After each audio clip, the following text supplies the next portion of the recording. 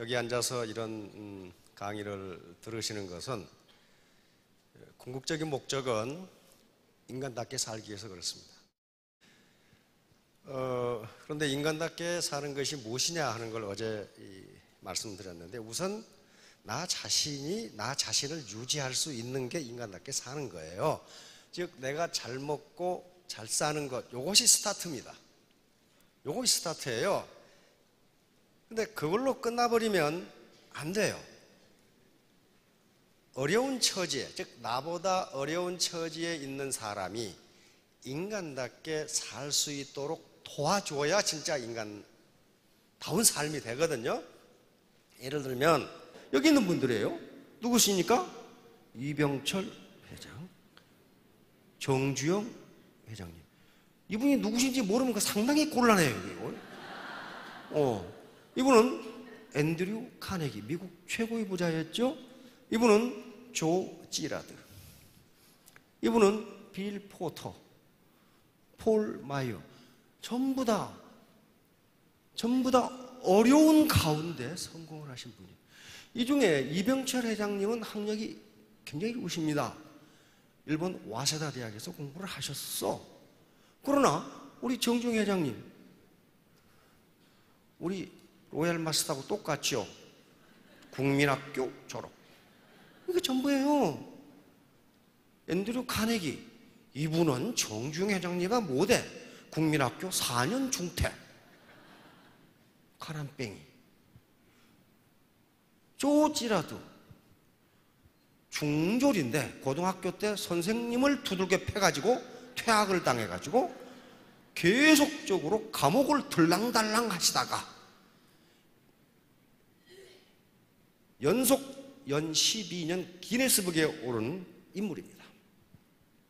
자동차 판매왕. 역대 대통령들이, 이번에 오바마 대통령도 이분을 초청해서 이야기를 나눠. 그 정도로 유명했어요. 최종 학력 중졸, 전력 감옥 들랑달랑, 그런 분이에요. 그런데 백악관에서 역대 대통령들이 초청한다는 건 어떻다는 거예요? 이분이 돈을 벌어서가 아니고 그 인품이 그렇게 돼 있어요. 우리 서점에 가면 이분이 쓴 책이 수십 권이 있는데 베스트셀러입니다. 그다음 빌 포터. 빌 포터 좀 이상하게 생겼죠? 예. 1급 뇌성마비입니다. 1급 뇌성마비예요. 그러나 미국에서 가장 존경받는 세일즈맨이었습니다. 이분은 1급 뇌성마비니까 난산으로 그렇게 됐답니다. 난산으로 엄마가 죽게 생겼으니까 의사들이 요 가위를 가지고 꺼냈어요. 그러면서 뇌를 다쳐가지고 항상 허리는 꼽추해가지고 이렇게 생겼고, 다리 하나는 길고 다리 하나는 짧고, 그 다음에 항상 머리가 아프고 편두통, 말은 잘 못하고, 그 다음에 안면 근육이 제멋대로 움직여. 이렇게 보려고 그러는데 이쪽이 보이고. 그런데 미국 최고의 세일즈맨이 됩니다. 그런 분이에요. 그분이 어떻게, 여기 계신 분들이 빌 포터보다 못하신 분들이 한 분도 없어요. 그 다음에 폴 마이어. 저 양반 노숙자였어요. 노숙자. 그런데 저분의 책이 지금 베스트셀러가 되고 있고, 지금 기업을 최근에 조사해 보니까 한 60개 거느리고 있는 최고의 부자예요. 그렇게 됐어. 그렇다면 이 양반들이 강조하고 있는 게, 나는 이렇게 부자가 됐다. 학력이 좋은 사람이 한 사람 없어. 이병철 회장님을 제외하고는요. 그것은 이분들의 삶, 이분들이 하시는 말씀은 맞다, 진리다. 왜? 나는 이렇게 했다예요. 그런데 다 공통점이 있어요. 공통점. 그게 갈망하라예요. 내가 성공해야 된다고 갈망하라. 그 갈망이 없다면 이 책을 읽지 않는 게 좋다. 읽어봐야 소용없다. 그런 거예요. 자, 그러면 가만히 있으니까 운이 왔다, 그런 말이 아니에요. 지금 이 정주영 회장님 좌우명은요, 친인사 대천명이에요. 사람으로서 할 일을 다 하고 천명을 기다린다는 거거든요.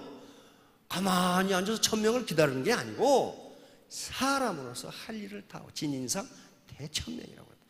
똑같아요. 사람으로서 할 일을 다 하고 운을 기다린다. 이병철 회장님 운둔군, 이거 이병철 회장님이 직접 쓰신 거예요. 여기도 좀 쓰고 있죠. 뭐라고 써놨냐면 겸손이라고 써놨어요. 겸손. 이걸 이건희 회장님한테 계속 강조하시는 거예요. 겸손, 운둔군, 경총. 예. 운이 뭔가 하는 거예요. 동양에서도 이걸 운이라고 그랬어요. 이 운은요, 이게 운인데요. 운은 이게 무슨 운자예요? 움직일 운자입니다. 움직일 운자고 돌 운자예요. 돌고 돈다. 그러면 기가 막히게 붙여놨어요. 운은 움직이고 돌고 돈다. 어떤 개인에게 멈춰 있지 않다. 그럼 이게 동양 사상이에요. 그럼 서양에서는 어떻게 생각하는가? 서양 문명의, 서양의 정신세계의 물줄기는 두 개입니다. 하나는 헬레니즘이라고 하는 것이고 또 하나는 헤브라이즘이라고 하는 거예요. 헬레니즘은 옛날 고대 그리스 문명을 이야기합니다. 그걸 헬라라고 그랬거든요. 헬레니즘이에요. 이것은 합리주의입니다. 합리주의가 이성이에요. 소크라테스, 플라톤, 아리스토텔레스, 저뭐 어떻습니까? 합리적인 사람이죠. 그래서 이게 서양 문명의 한 줄기예요. 이것은 과학기술과 학문, 철학의 바탕이 됩니다. 또 하나는 헤브라이즘입니다. 이건 유대 지방에 있었던 종교예요. 유일신 사상. 이것은 서양으로 들어오면서 종교와 예술과 문학의 근원이 돼요. 바하가 뭐였어요? 음악의 아버지라고 하는 바하는 교회 오르간 연주자였어요.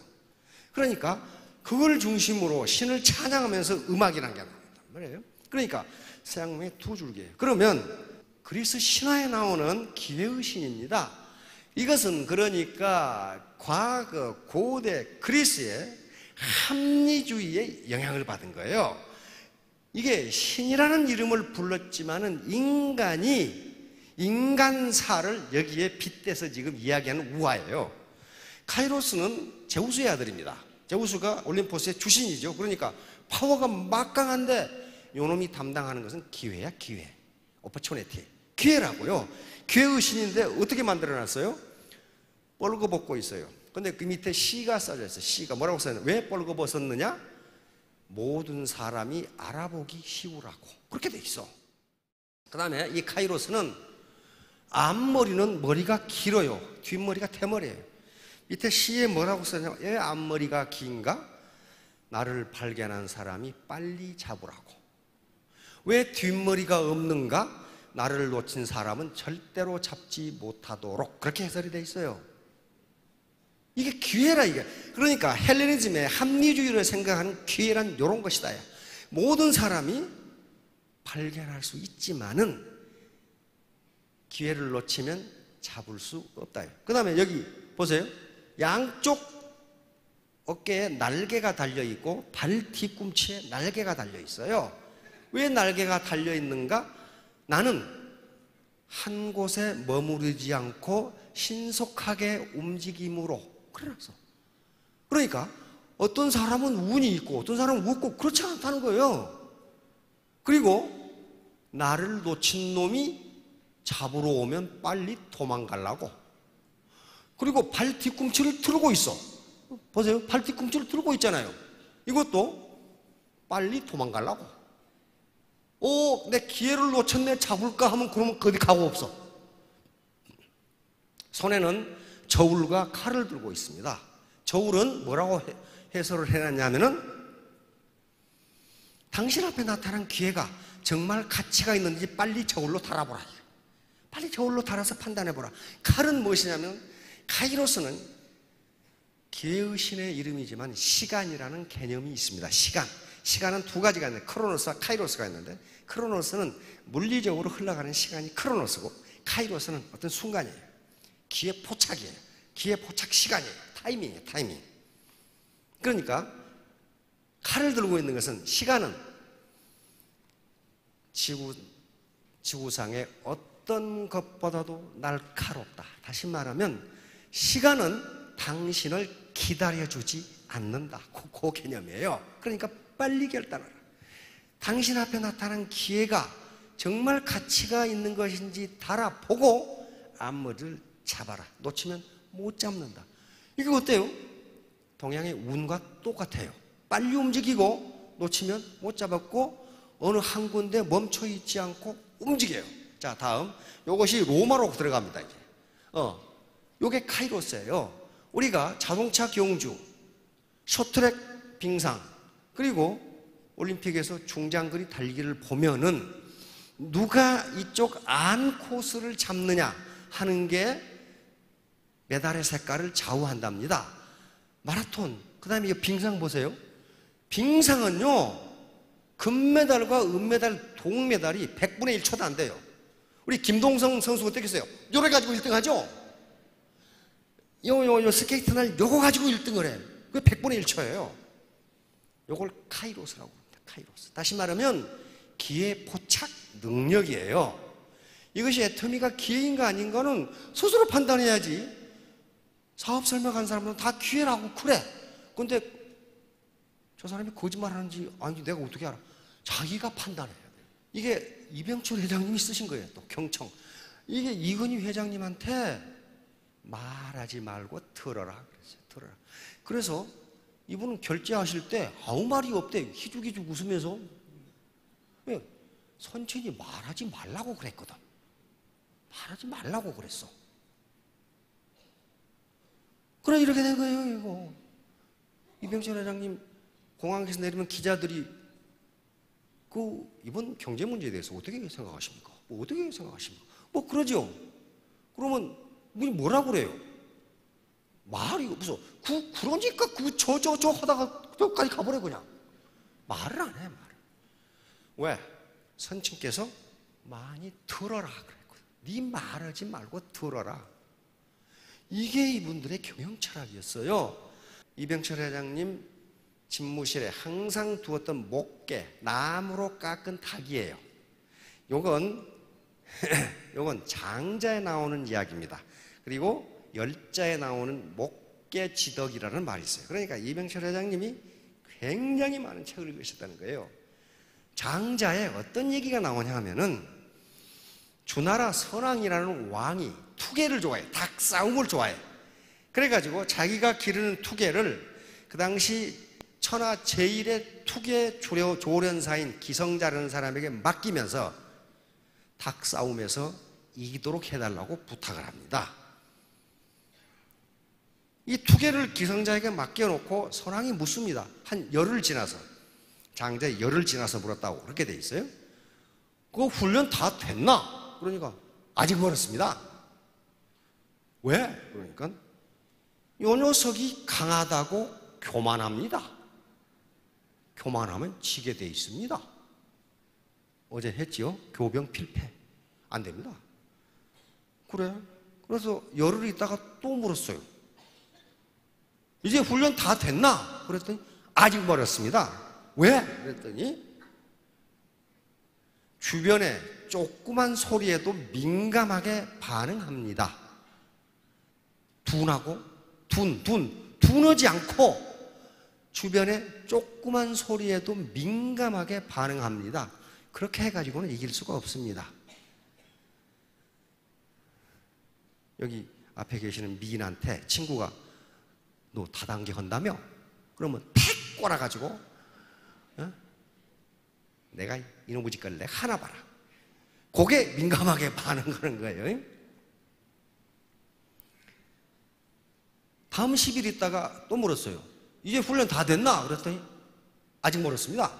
왜? 그랬더니 다른 닭만 보면 잡아먹으려고 즉 싸움을 하려고 덤빕니다. 그렇게 해가지고는 이길 수가 없습니다. 또 10일 지나서 이제 다 됐나? 그랬더니 다 됐습니다. 이제 그러면서 말합니다. 이 닭은 교만하지도 않고 누구를 보고 싸움하려고 덤비지도 않고 주변의 작은 소리에 움직이지 않습니다. 멀리서 보면 마치 나무로 깎은 닭과 같습니다. 따라서 다른 닭이 이 닭을 보면 싸우기도 전에 지레 겁을 먹고 도망갑니다. 이게 목계지덕이에요. 요걸 읽고 이병철 회장님이 요 닭을 깎아가지고, 이 닭 어디 갔어? 닭을 깎아가지고 집무실에 놔두신 거예요. 운둔근하고 같죠? 교만하지 않고 주변의 작은 소리에 휘둘리지 않고 누구를 보면 싸우려고 덤벼들지 않고 누가 뭐라고 두둑에 가만히 눈만 꺼먹 앉아있으면 요거 하는 놈이 지쳐가지고 가. 나중에는 요거예요. 운둔근이라는 게. 끝까지 아주 never give up, 끝까지 포기하지 말고. 요 의미가 중요한 게 아니고 이병철에는 이 정신을 받아들이라는 거예요. 정신. 정중 회장님의 진인사 대천명. 내가 할 일을 다 하고 천명을 기다린다. 그냥 가만히 앉아서 운이 언제 오나 기다리는 게 아니라. 이병철 회장 호암 어록이라는 게 있습니다. 이병철 회장 호가 호암이거든요. 나는 살아가면서 이 운동근이죠. 이를 내 자신에게 반복해서 들려준다. 운동근. 이게 자기 암시예요. 오토 서제스션. 자기 암시. 왜? 아까 칼 구스타프 융이 얘기했던 집단 무의식에 내 의식을 집어넣는 거예요. 집단 무의식은 항상 부정적이기 때문에 이걸 긍정으로 바꿔놓기 위한 그 작업을, 이분은 심리학자가 아닙니다. 그런데 그렇게 하니까 이루어지더라는 것을 체험적으로 하신 거예요. 자, 이건 폴 마이어의 Attitude is Everything이라고 하는 책에 있어요. 그런데 우리말로는 다르게 번역되어 있어요. 폴 마이어, 아까 전에 이 노숙자 있다는 사람. 이게 어떤 얘기가 나오냐면, 이건 폴 마이어의 책에도 있고 동방우화에도 이 내용이 똑같이 들어있습니다. 폴 마이어의 책에 있는 내용을 소개를 드리면은, 오아시스에 노인이 샘가에 앉아서 쉬고 있는데 어떤 젊은이가 헐레벌떡하고 와가지고 물 한 모금 얻어먹고 가겠습니다. 그러더니, 어르신, 이 마을이 살만합니까? 이렇게 물었어. 그랬더니 이 노인이 대답하는 게, 자네가 전에 살던 곳은 어땠는데? 그렇게 물어. 그러니까, 아이고 말도 마십시오. 심술꾸러기들에다가 욕심은 많고 맨날 싸우고 내가 그놈의 동네에 살기 싫어서 왔습니다. 이렇게 대답하니까 이 노인이, 이 마을도 그래? 그렇단 말이에요. 그러니까 이 젊은이는 물 한 바가지 얻어먹고 쏜살같이 도망가 버렸어. 한참 있으니까 다른 젊은이가 와. 똑같은 질문을 해. 어르신, 이 마을은 어떻습니까? 그러니까, 자네 살던 곳은 어땠는데? 똑같이 물어. 그러니까, 아이고 말도 마십시오. 그렇게 인심이 좋고 서로 돕고 마음씨 좋은 사람들이었는데 내가 불가피한 일이 있어서 이렇게 왔습니다. 내가 기회가 되면 다시 그 마을로 가 살고 싶습니다. 이렇게 하니까 노인이, 이 마을도 그래? 그래가지고, 아이고 그렇습니까? 하고 그 젊은이는 그 동네 가서 구민이 됐어요. 동네 사람이 됐어. 옆에서 듣고 있던 다른 사람이, 아이 어르신, 왜 똑같은 질문을 했는데 답을 반대로 하십니까?